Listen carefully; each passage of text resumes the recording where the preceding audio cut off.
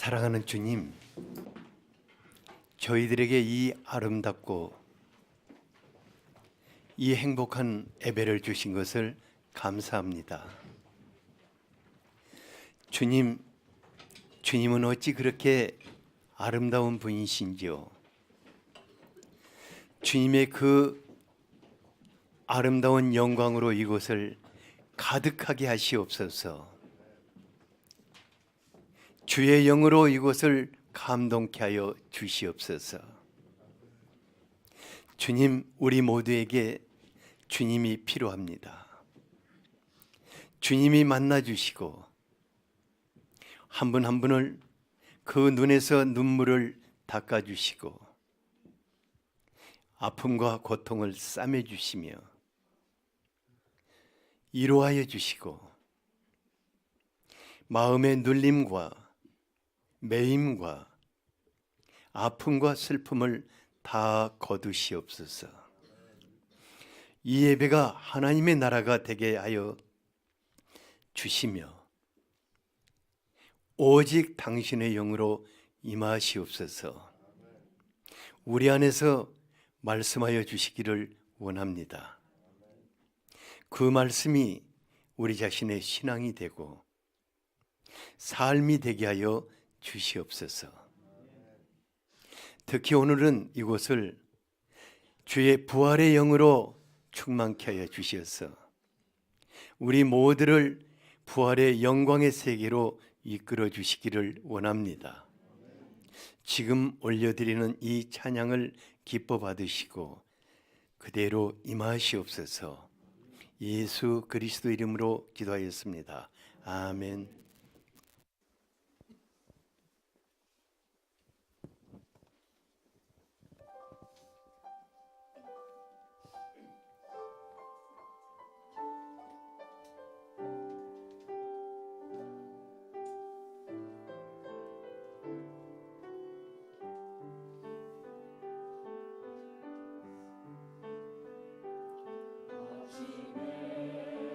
주의 임자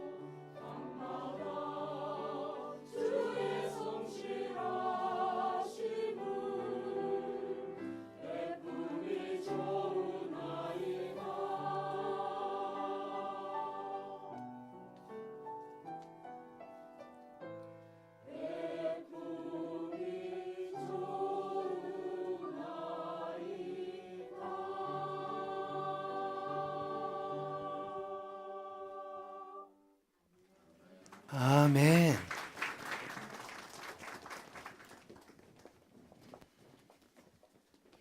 오늘의 말씀입니다. 누가복음 20장 27절에서 40절입니다. 다 함께 읽겠습니다. 부활이 없다고 주장하는 사두개인 중 어떤 이들이 와서 물어 이르되 선생님이여 모세가 우리에게 써주기를 만일 어떤 사람의 형이 아내를 두고 자식이 없이 죽으면 그 동생이 그 아내를 취하여 형을 위하여 상속자를 세울지니라 하였나이다.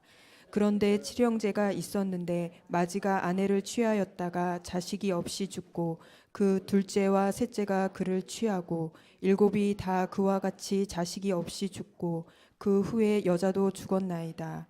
일곱이 다 그를 아내로 취하였으니 부활 때에 그 중에 누구의 아내가 되리이까? 예수께서 이르시되 이 세상의 자녀들은 장가도 가고 시집도 가되 저 세상과 및 죽은 자 가운데서 부활함을 얻기에 합당히 여김을 받은 자들은 장가 가고 시집 가는 일이 없으며 그들은 다시 죽을 수도 없나니 이는 천사와 동등이요 부활의 자녀로서 하나님의 자녀임이라. 죽은 자가 살아난다는 것은 모세도 가시나무 떨기에 관한 글에서 주를 아브라함의 하나님이요 이삭의 하나님이요 야곱의 하나님이시라 칭하였나니 하나님은 죽은 자의 하나님이 아니요 살아있는 자의 하나님이시라. 하나님에게는 모든 사람이 살았느니라 하시니 서기관 중 어떤 이들이 말하되 선생님 잘 말씀하셨나이다 하니 그들은 아무것도 감히 더 물을 수 없음이더라. 아멘.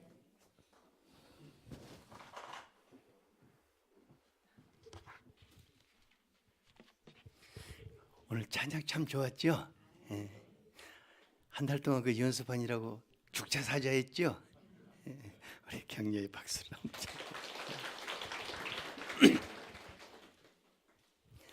한번 요즘요 그 성탄 성가 이렇게 준비하시면서 할렐루야 팀 수고 많고 임마누엘 팀은 수고 더 많아요.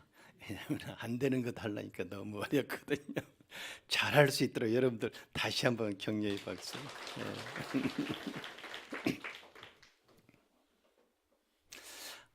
저하고 여러분이 참 행복한 사람이라는 생각이 드는 게 누가복음 통해서 예수님께서 우리를 매주 새로운 세계를 탐방하게 하시고 저는 한 주 한 주 말씀 이렇게 준비해 나가면서 예수님이 주시는 보여주시는 그 새로운 세계를 나의 신앙이고 나의 삶으로 삼아보고자 갈망하다 보니까 한 주 한 주 예수님 조금 더 친근해지고 조금 더 친근해지고 더 친근해지고 그러면서 즐겁게 살게 된 것을 참 감사합니다. 예.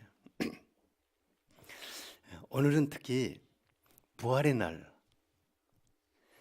우리가 어떤 모습으로 살게 될 것인가 함께 살펴보고자 하는데 이 말씀 자체가 아주 꿈 같은 말씀이거든요.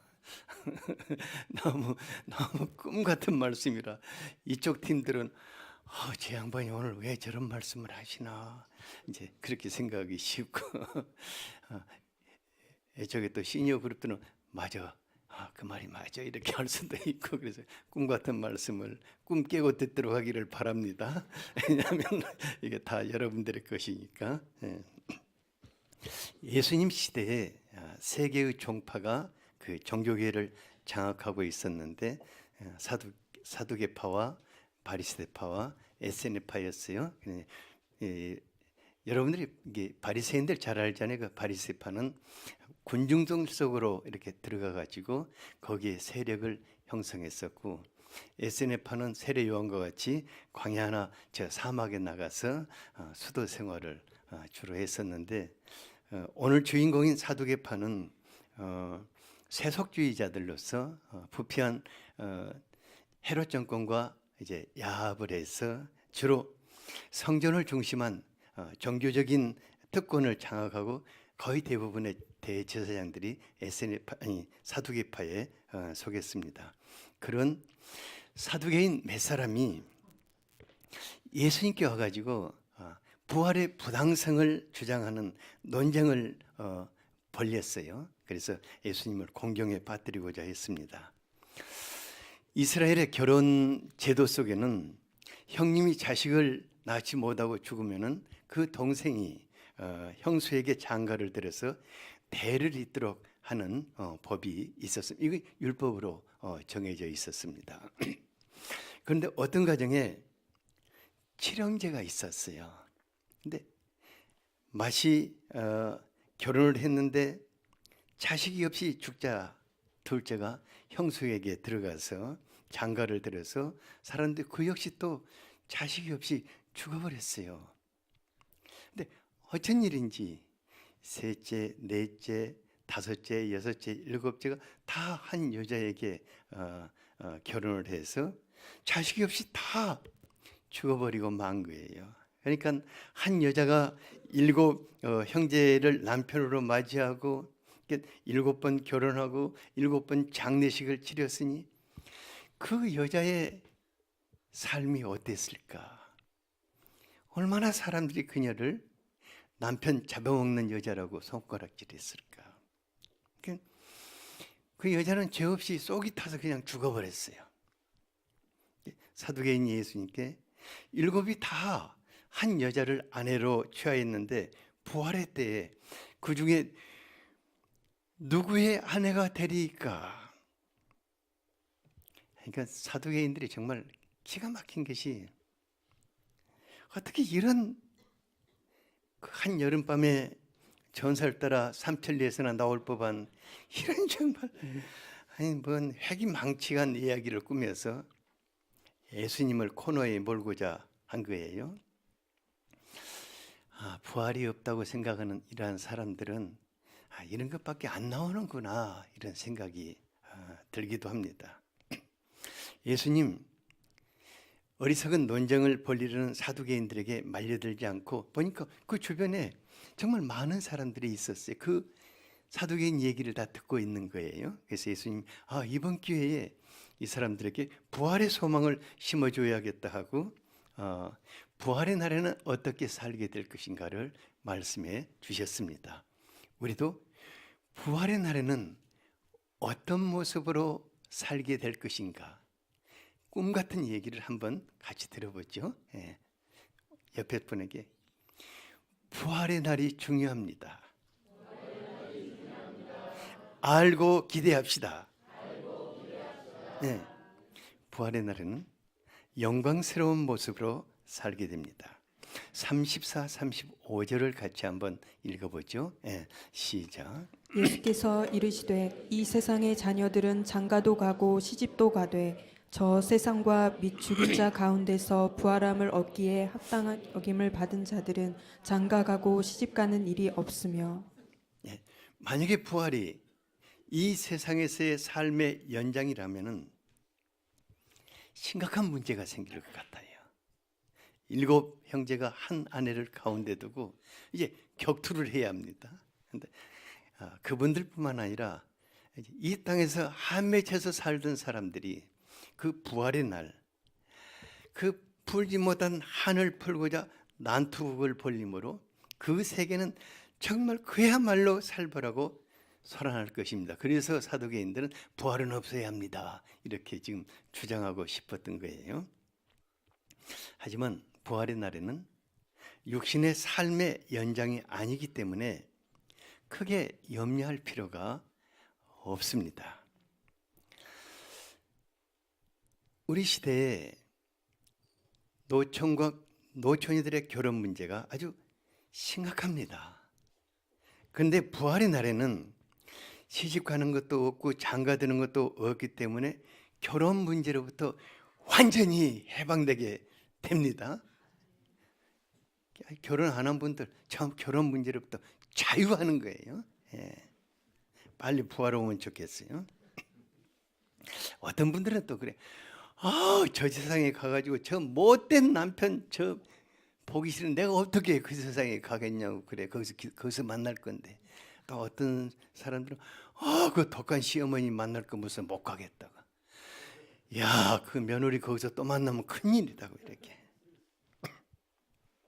근데 미안하지만은 부활의 날에는 그런 악마 같은 사람이 있다 없다? 없어요. 예수님이 다 천사와 같을 것이라고 그랬었는데 그 속에는 다 어떤 사람들만 있다? 천사 같은 사람들만. 옆에 분 보세요. 바로 그런 분만 있거든요. 옆에 분 보세요. 예, 얼마나 천사 같아요. 예, 그런 분들만 다 계시는 거예요. 예. 예. 우리 이정은 집사님은 저만 만나면은 자기 형제들이 얼마나 자기를 괴롭히는가를 눈물로 이제 호소하는데 부활의 날에는 그런 혈연 관계로 고통당하는 것이 없습니다. 그러니까 이중원 집사님은 지금부터 뭘 해야 한다고? 부활의 소망 속에서 살아야 하는 거예요. 예. 그날에는 지금 나 같은 사람밖에 없는 거예요. 예. 왜냐하면 우리 모두는 그리스도를 중심한 한 형제와 자매가 될 것입니다. 사랑하는 그 형제와 자매가 될 것입니다. 사랑하는 형제와 자매들의 손을 잡고 그 생명수강을 쭉 같이 산책하면서 얼마나 아름다운 대화를 하고 즐거움 가득한 세상입니다. 그날에 우리 주님은 시공을 초월해서 우리의 얼굴을 맞대고 우리가 상상했던 것과는 전혀 다른 그런 천국의 세계가 우리 앞에 펼쳐지게 될 것입니다.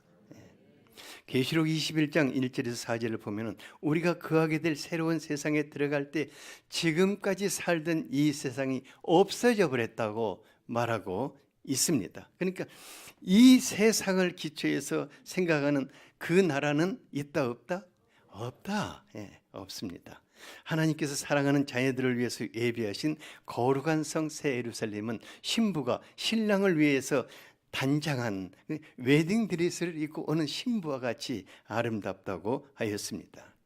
그리고 사랑하는 주님께서 친히 우리와 함께 하시면서 세상에서 고통당하며 흘렸던 모든 눈물을 그 얼굴에서 닦아주시겠다고 하십니다. 그곳에는 다시는 사망이 없고 애통하는 것이나 고가는 것이나 아픈 것이 없고 하나님의 사랑과 생명만이 가득한 세계입니다. 38절을 같이 한번 읽어보죠. 예, 시작. 36절. 예, 시작. 그들은 다시 죽을 수도 없나니 이는 천사와 동등이요 부활의 자녀로서 하나님의 자녀임이라. 예, 부활의 날은 다시 죽을 수 있다 없다? 다시 죽을 수 없다. 그리고 천사와 동일한 모습을 위치가 동등하다는 게 천사와 동일한 모습으로 부활의 자녀들이 된다는 것입니다. 지금 우리가 이 세상에서 살기에 적합한 몸을 입고 있습니다. 그렇지만 이 몸이 약하고 욕되기 때문에 안 먹으면 배고프고 또 뭐 조금만 하면 아프고 슬프고 고통스럽고 죽음과 이별이 있어요. 근데 부활의 날에는 그런 게 있다 없다? 없습니다. 우리가 죽음이 없고 천사와 같은 몸으로 살게 될 것입니다. 예, 종종 제가 저 밑에 텃밭 내려가 보면은 그 배추잎 그 뒤에서 꿈틀거리면서 그 이파리 갉아먹고 있는 그 애벌레가 있거든요. 근데 그 녀석이 조금만 있으면은 그 고치 속에서 날아가가지고 멋진 나비가 돼가지고 꽃과 꽃 사이를 날아다니면서 꿀 먹고 사는 것 아니에요. 그러니까 애벌레에게 그 나비의 세계는 뭔 같은 세계다? 꿈 같은 세계인 거예요. 아무리 생각해도 그건 상상도 안 되는 꿈 같은 세계지만은 현실입니까 아닙니까? 그건 현실입니다. 그건 에벌레오 연장성 세계는 현실인 것입니다.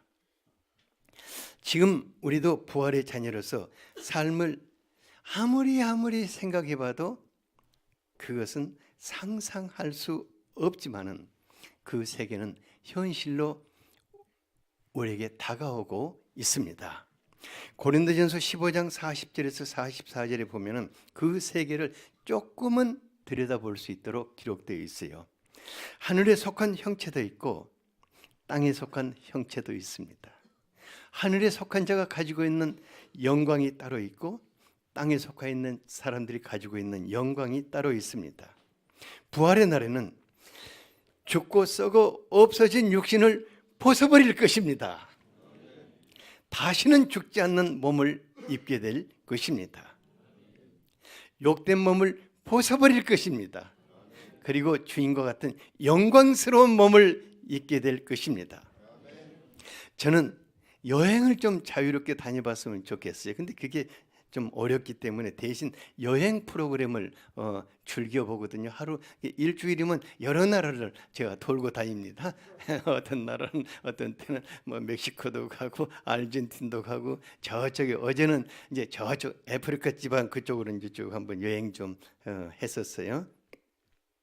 근데 그 여행하다 보면은요, 뭐 말씀 준비하고 뭐 하다 뭐 머리 아픈 게 다 없어져 버려요.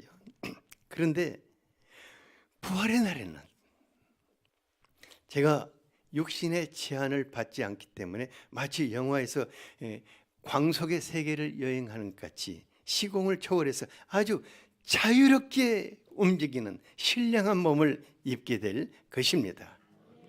그 날에는 그 세계에 없는 것들이 참 많을 것입니다. 없는 것은 뭐가 없겠습니까? 이 세상에 있었던 것은 그때는 없을 것입니다. 그래서 구체적으로 가장 없는 것이 병원일 거예요. 또 뭐가 없겠어요? 병원과 함께 약국이 없을 거예요. 또 뭐가 없겠어요? 장례식당도 없고 또 뭐가 없겠어요? 예? 예. 그런 것도 없고 뭐 항공사도 없고 뭐 여객선도 없고 그런가 하면은 그 음식점도 없고 그러면 뭔 재미로 사냐?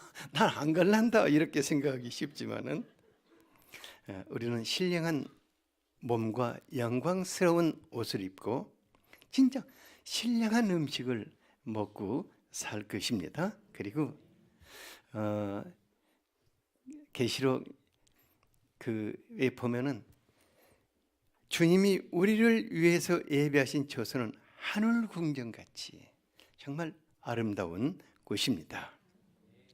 이런 부활의 날은 꿈 같은 얘기로 들리지만은 우리가 죽음에서 깨어나는 순간에 우리 앞에 현실로 펼쳐지게 될 것입니다. 그래서 우리의 삶은 죽음으로 끝나는 단막극이 아닙니다. 다 같이 옆 사람에게 우리의 삶은 죽음으로 끝나는 단막극이 아닙니다. 우리의 삶은 하늘로 이어지는 영원한 연속극입니다.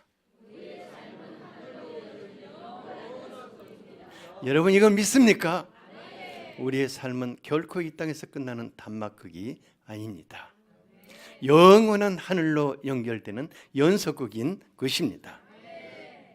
많은 분들이 잠시 천국에 다녀온 이 얘기들을 해줍니다.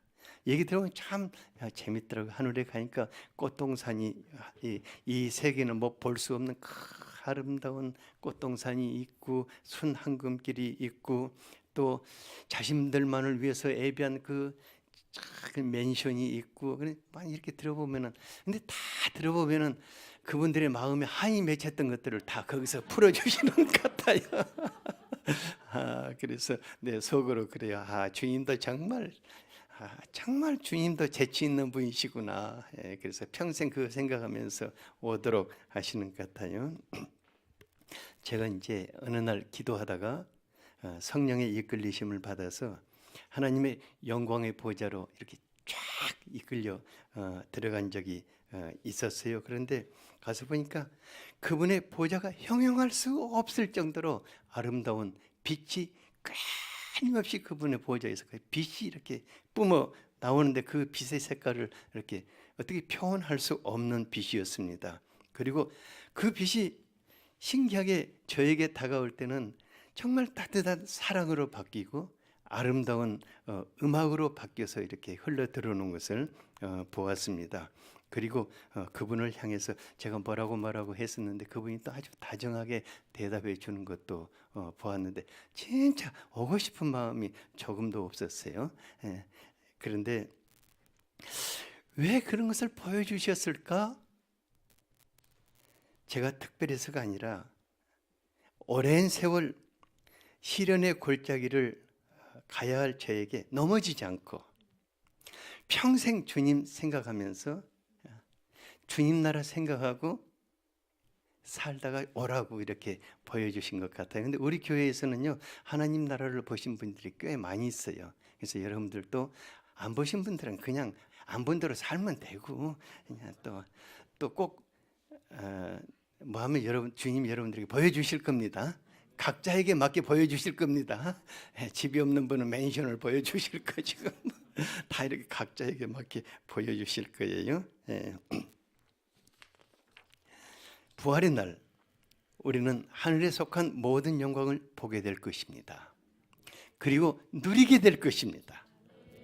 그 날에는 우리가 궁금했던 모든 것들이 풀리게 될 것입니다. 우리가 오해했던 것들이 다 풀리게 될 것입니다. 우리 예수님은 우리에게 요한복음 14장 3절에서 약속하셨습니다. 내가 너희를 위하여 초소를 예비하면 내가 다시 와서 너희를 내게로 영접하여 나 있는 곳에 너희도 있게 하리라. 부활의 주님은 그래도 믿지 못하기 때문에 사도 요한을 통해서 계시록 21장과 22장에서 주님이 예비하신 그 아름답고 찬란한 새 예루살렘 성을 보여주신 것입니다. 그래서 오늘 예배를 마치고 집에 들어가서 뭘 읽어봐야겠다고? 요한계시록 21장과 22장을 한번 읽어보시기 바랍니다. 왜냐하면 요즘은요 아파트 청약해 놓으면 자꾸 가보고 싶거든요. 그잖아요. 그것 같이 그건 우리가 청약해 놓은 것이거든요. 그래서 자꾸 들여다보시기를 바랍니다. 자꾸 들여다보세요. 어디를? 요한계시록 21장과 22장을 이건 내가 아파트 청약해 놓은 것이야 하고 자꾸 읽어보시기를 바랍니다. 그러지만은 이런 영광의 부활은 모든 사람들에게 다 주어지는 것은 아닙니다. 35절에서 예수님은 영광의 부활은 얻기에 합당한 사람들에게 주어진다고 하였습니다. 어떤 사람들에게 주어지냐면 요한복음 5장 29절을 같이 한번 읽어봅시다. 시작. 선한 일을 행한 자는 생명의 부활로 악한 일을 행한 자는 심판의 부활로 나오리라. 모든 사람들이 부활을 하는데 부활의 장소가 다른 것을 알 수가 있습니다. 그래서 마태복음에 보면은 생명의 부활과 심판의 부활이 나오는데 그들에게 펼쳐진 세계는 완전히 다릅니다. 생명의 부활로 나오는 자들은 아버지께서 그들을 영접하셔서 주님이 예비하신 초소로 인도에 들어가십니다. 하지만은 심판의 부활로 나오는 사람들은 마귀와 그 사자들을 위해서 예비한 영원한 불 속으로 들어가서 영원한 고통 속에 살게 되는 것을 볼 수가 있습니다. 그래서 중요한 것은 이 땅의 삶입니다.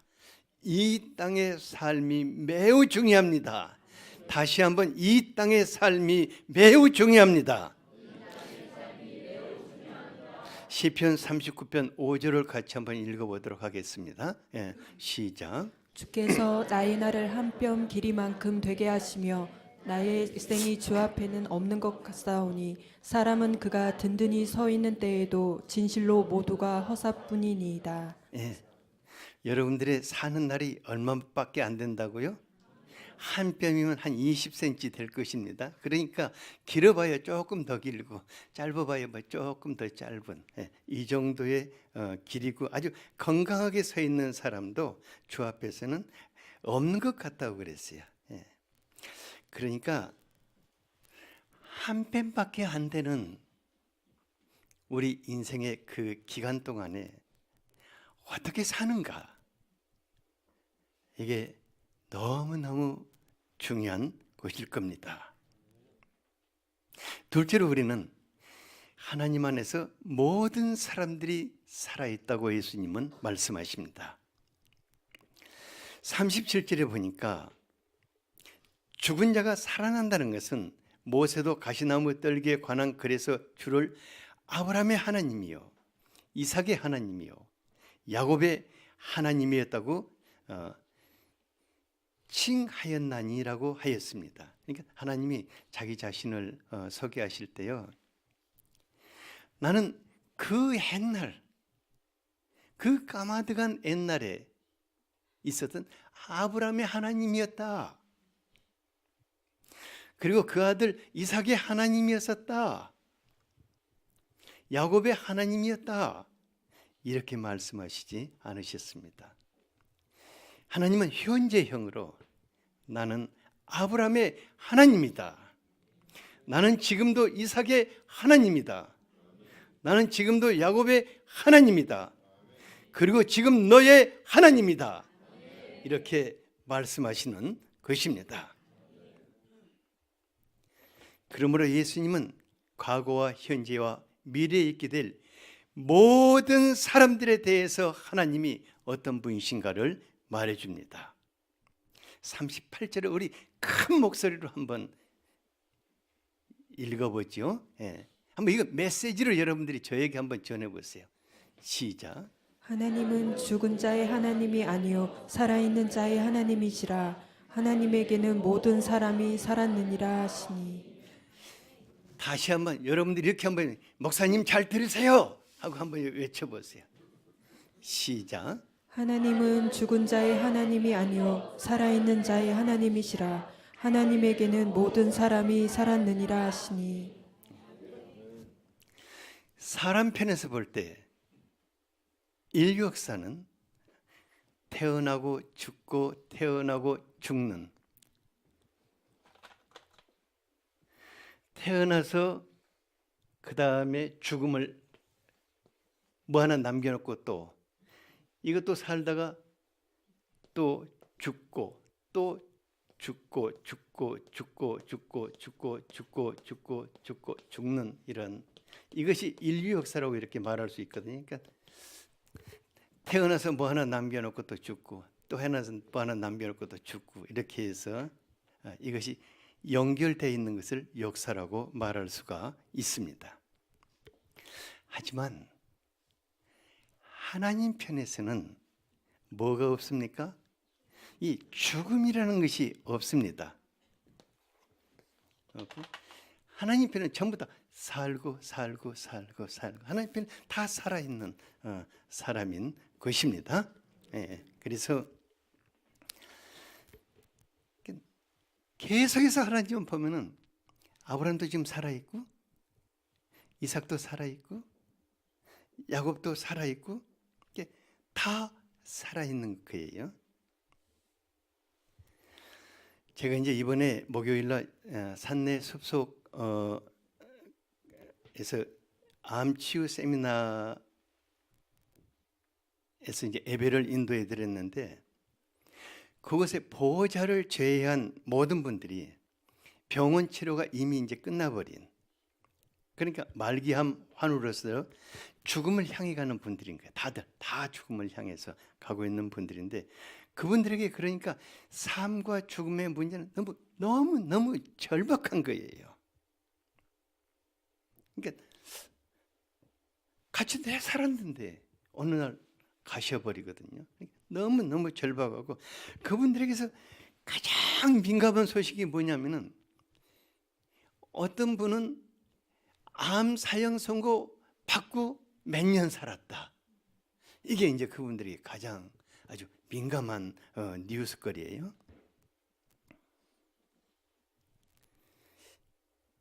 그런데 하나님에게는 죽음이 없다. 그래서 이제 제가 거기 가서 그분들에게 아주 대담하게 한마디를 말씀을 전했는데 그 제목이 뭐냐면 내 병은 죽을 병이 아니라 하나님의 영광을 위한 병이다. 이제 이걸 계속 외치도록 한 거예요. 사람들이 좀 처음에는 황당했는데요. 내 병이 죽을 병이 아니라고 그러니까 너무너무 기분이 좋은 거예요. 같이 한번 해볼까요? 내 병은 죽을 병이 아니다. 하나님의 영광을 위한 병이다. 왜 이렇게 외칠 수 있었냐면은 하나님께는 모든 사람이 다 살아있다고 성경은 말씀하시기 때문입니다. 아담도 살아있고 에녹도 살아있고 노아도 살아있고 아브람도 살아있고 다윗도 살아있고 엘리야도 살아있고 우리 앞서간 모든 사람들이 하나님 안에서는 다 살아있는 것입니다. 그리고 누구도 살아있다? 나도 살아있다.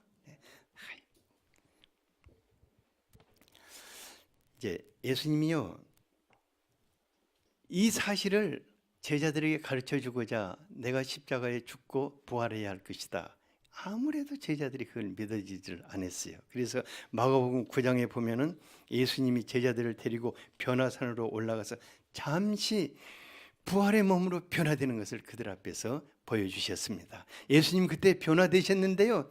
얼굴이 해와 같이 밝아지고 그 옷은 광채가 났다고 하였습니다. 그리고 오래전에 죽었던 엘리야와 모세가 영광스러운 부활의 모습으로 예수님께 나타나서 예수님의 죽음과 부활에 대해서 같이 얘기를 나누는 모습을 보여주셨습니다. 엘리야와 모세와 같이 우리에게도 죽음이 있다 없다? 없습니다. 만약에 여러분이 죽었다 하면은 그때는 여러분들은 엘리야와 모세와 같이 영광스러운 모습으로 하나님 앞에 살아있는 것입니다. 우리가 실제입니다. 꿈이 아니라 이것은 실제입니다. 그래서 제가 여러분들에게 인생은 죽음으로 끝나는 단막극이 아니라 하나님 앞에서 영원토록 사는 연속극이라고 말해주는 것입니다.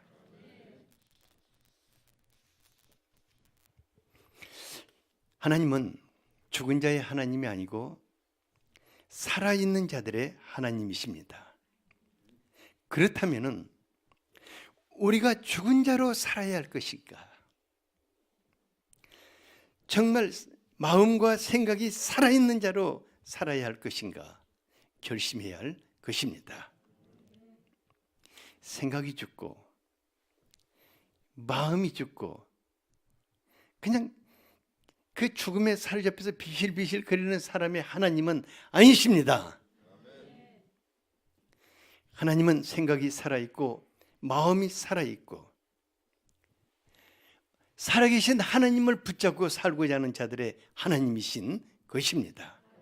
하나님은 그 사람들 안에서 놀라운 생명의 역사를 일으키시고 있습니다. 그 사람들을 통해서 하나님의 살아계심을 선포하시는 것입니다. 하지만 사단은 우리의 마음속에 우리의 생각 속에 수없는 어둡고 부정적이고 절망적이고 탐욕스럽고 아주 이런 것들을 계속 심어서 우리가 죽은 자로 있게 하는 것을 볼 수가 있습니다. 그래서 잠언 4장 23절에 보면은 모든 지킬 만한 것 중에 더욱 내 마음을 지키라. 생명의 근원이 여기서 난다고 하였습니다. 우리가 평생 멋진 삶을 한번 살아봅시다. 여러분 우리가 평생 정말 한번 멋진 삶을 한번 살아봅시다. 그러려면은 우리는 마음의 지킴이가 되고 성령님은 우리의 삶의 도우미가 되면은 될 것입니다. 우리는 우리 마음속에 들어오는 잡생각, 헛생각, 부정적이고 어둡고 악하고 탐욕스럽고 절망적이고 연약한 생각들이 들어오기만 하면 그걸 어떻게 한다고요? 쫓아버리는 거예요. 그래서 마음의 지킴이가 해야 할 일 그런 일입니다. 그리고 마음은 누구에게만 드려야겠습니까? 마음의 주인이신 성령님께만 드릴 수 있기를 바랍니다. 그러면 그분은 우리의 삶 속에 놀라운 일을 행하실 것입니다. 우리 안에 예수의 생명으로 역사하실 것입니다. 예수의 영광으로 역사하실 것입니다. 그리고 우리를 이끌고 부활의 세계로 들어가게 될 것입니다. 그분 안에는 죽음이 없습니다. 그분은 우리를 살리기 위해서 오신 분이십니다. 그분은 우리를 예수의 세계로 인도하시기 위해서 오신 분이십니다. 정말 멋진 삶을 한번 살 수 있기를 바랍니다. 옆에 분에게 우리가 진짜 멋진 삶을 한번 살아봅시다. 우리는 마음의 지킴이가 되고 성령님은 우리의 삶이 되기를 원합니다. 그렇게 될 수 있도록 같이 기도하겠습니다. 사랑하는 아버지 하나님, 우리에게 생명의 구주 예수 그리스도를 허락하여 주신 것을 감사합니다. 주님이 우리를 위해 대신 죽으시고 부활하신 것을 감사합니다. 우리를 살리시고 영원한 하나님의 나라로 이끌어 주시기 위해서 우리에게 생명과 부활의 영이신 성령을 보내주신 것을 감사합니다. 주님, 우리가 마음을 지킬 수 있는 믿음을 주시옵소서. 날마다 마음에 침타는 모든 사단이 심는 악한 생각들을 몰아내는 마음의 지킴이가 되기를 원합니다. 성령 하나님, 우리의 마음의 주인으로 임하시옵소서. 우리의 삶 속에 예수의 생명을 나타내시옵소서. 예수의 영광을 나타내시옵소서. 그리고 우리를 부활의 세계로 이끌어 주시옵소서. 성령 하나님, 우리를 붙들어 주시기를 원합니다. 예수 그리스도 이름으로 기도하였습니다. 아멘.